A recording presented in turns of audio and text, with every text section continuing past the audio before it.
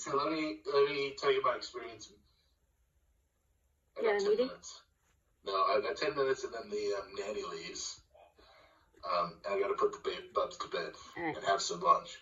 But my experience in Mackay, we had $5 billion on the asset register. We spent $500,000 a year on insurance, as opposed to we got $1 billion of assets here, and we spend $1.5 million in insurance. So already there you go. Oh my goodness, there's a lot to say. But even in Mackay, and it was challenging because it was local government. During Cyclone Debbie, I don't know if you remember Cyclone Debbie because it wasn't a huge, super big one, but Cyclone Debbie came through Airlie Beach and certainly affected our council. And we paid $500,000 a year in premiums. And in that atypical year where a cyclone came through, we made $300,000 worth of claims. And the administration cost of that was through the roof because insurers don't want to pay. So it took a lot of business time, so people's time, to get that $300 back. And we still lost money. Didn't even recover our premiums. And I go, oh my goodness, what? And this is when I started looking into it a bit more. And similar story here. We have general insurance, which covers nothing. Well, it covers a lot of things. But, like, we got concrete structures. Do we care if they get submerged? No. Bridges. But even, like, bridges, flood in the lateral, you might break. But in general, like, what damage is a flood going to do to our gates? Bugger all.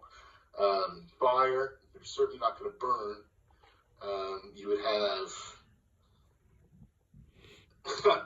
I would imagine on our mechanical assets, we have some sort of failure insurance, because that's pretty standard. Although that's one of those insurance you pay, but they would never actually pay out. Every time I've seen them done, they say, like, breakdown insurance. Every time you go back, it comes back like, well, that's normal wear and tear. And it's really hard to prove. Because they also say, all right, if it's not wear and tear, and this is atypical, show us your PM schedule and show us that you're delivering it. And by the time you go, it just takes that much time to do all that. Like, why? It's just, anyway, so not going to cover, I don't care about that. There's probably some vandalism or some kind of something like that in there. But again, who cares? The way I look at that type of insurance is, will it break your business if it happens? Like, is it a huge problem that the CEO is going to sweat over, and sort of, and if the answer is no, even if an entire gate and structure is destroyed and it's $100,000, say some freak flood comes in and just robs them, like, will it affect our business? No. We just pay it. We go, it'll be a dot point in reports, and it'll go to the board, but it's not going to fundamentally change anything that we do for business. So that's the question I ask. Will it fundamentally change what we do for business? And if the answer is no, then here's how I see it progressing. We work out whatever contingency we want. Say it's $10 million. I don't know. I picked that out of the air because it's a nice round figure, but it's $10 million. So instead of spending $1 million a year, we take that million, we put it on the balance sheet as a contingency, and we quarantine it, and that everybody knows that's there. And for insurable, we effectively become self-insured. That's there for insurable things. But guess what? That $1 million, the finance guys will invest. So the first year it's $1 million. We put another $1 million to it, and it's made another, not quite 10%, but 100,000. All of a sudden, quickly, 6 or 7 years, and it's already at $10 million.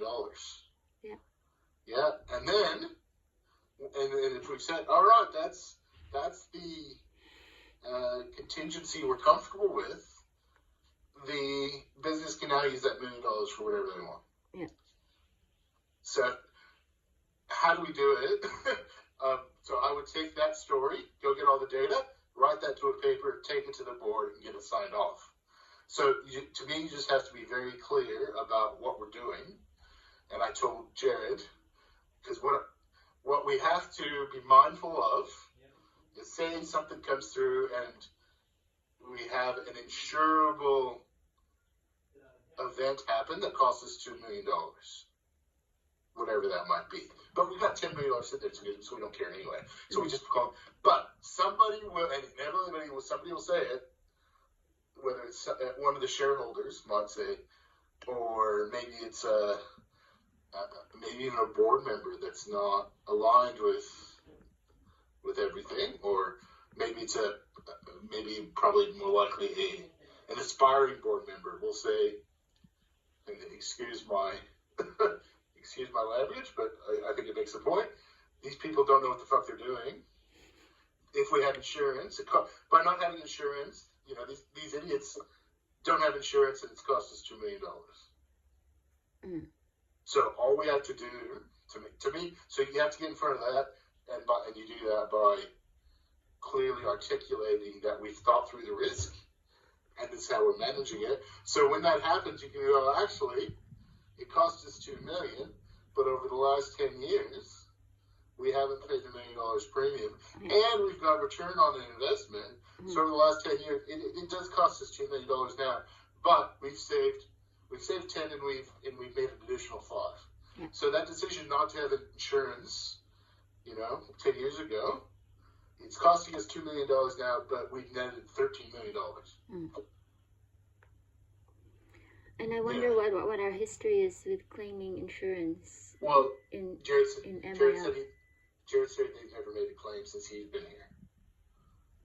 So in the last 10 plus years, no claim. Yeah. So, I'm thinking, I actually think it could be more than $1 million if we're spending $1.5 million. But I just picked $1 million because it sounds good. Yeah.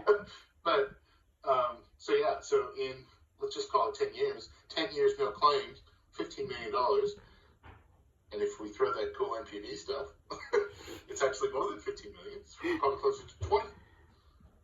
$20 million we have now. And I told Jared, I said, there's a reason insurance companies exist, and the reason is they make a lot of money. Yeah. So they take on the risk, but they manage it, and they know. Not to mention,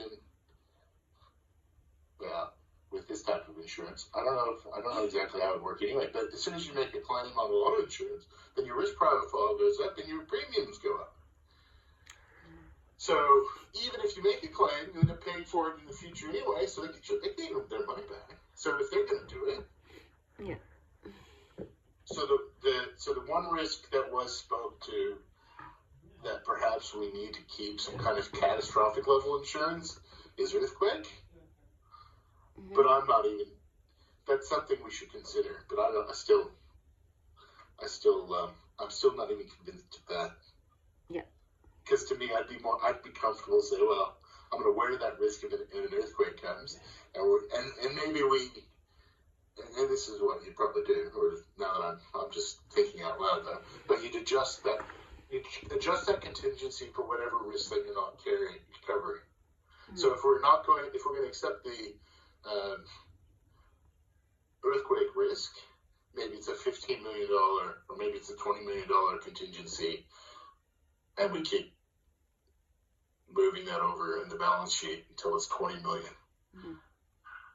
Yeah. Anyway, it should. Yeah, I don't know. But then, I don't know, it might open other cans of worms, because then we'd be showing profits in the P&L, and then the P&L? Sure. Profit and loss income statement. Oh. So if we are making $1 million a year, even if we're putting it in the balance sheet, I think it would come through. I'd have to count it. I think it'd come across as we're making $1 million a year.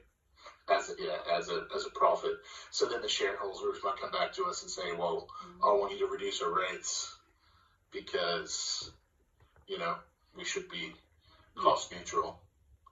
But then you just have to have that conversation about, well, we're not actually making a million. It's insurance money, or it's a contingency. Yeah. Which we're already having that problem. So very high level. I don't know if you've looked at the website. I should see if it's still there. So before I first came here, they talked about the, what do we call it? Asset Management Renewal Fund, AMRF. I don't know why, but MIA likes to create terms.